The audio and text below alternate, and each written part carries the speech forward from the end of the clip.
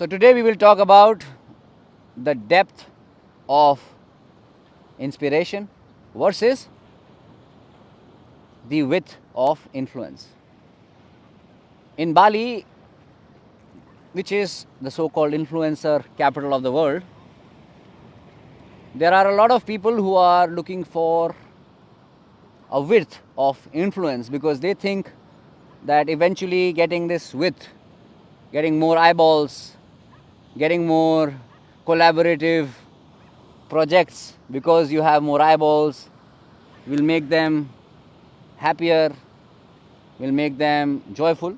Maybe they're true, maybe temporarily it will, but eventually they will be falling into a loop which obviously leads to sorrow, lack, depression because they get used to this excitement, this hype. And there are others who are more silent, who are away from this entire game, who don't have or don't want to have a digital voice because they think all digital voices are hypocritical, are projective. But my friends, if you have really found meaning and if your soul has found its true voice, it needs to be heard because that will create a depth of inspiration.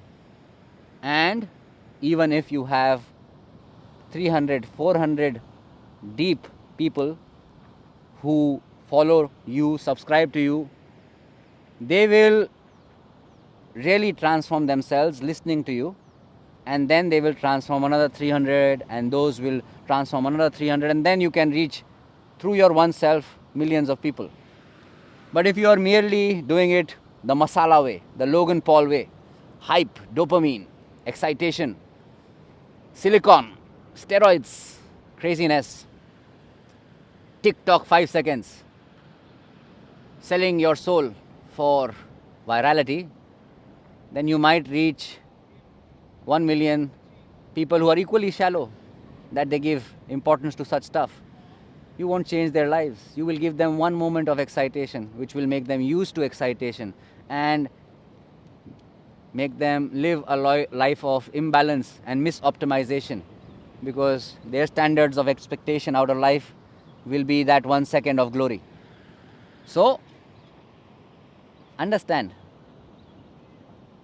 both being muted or being wildly loud trying to stimulate people are two sides of the same coin, and you have to find the third side, which is find meaning within with awareness and then allow your voice to convey it genuinely in the raw, natural manner, and that will be the voice of the universe talking through you.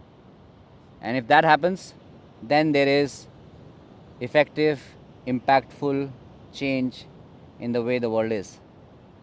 With that being said, I will carry on my pursuit whether 2000 people subscribe to me or 20,000, because what I've learned is the meaning is what we make from our journey, not from our outcomes.